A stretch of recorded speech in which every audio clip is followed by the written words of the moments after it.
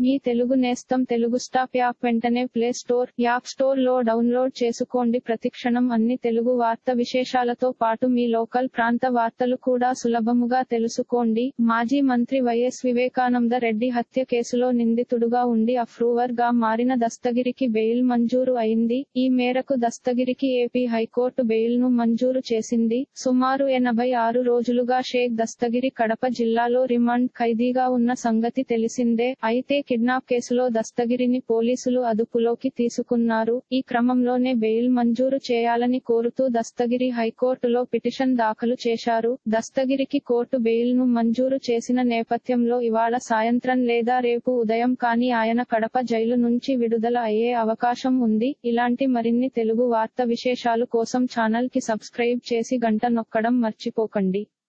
ఈ వీడియోని తోటి మిత్రులకి షేర్ చేయండి. మీ అభిప్రాయాన్ని కామెంట్ లో తెలపండి.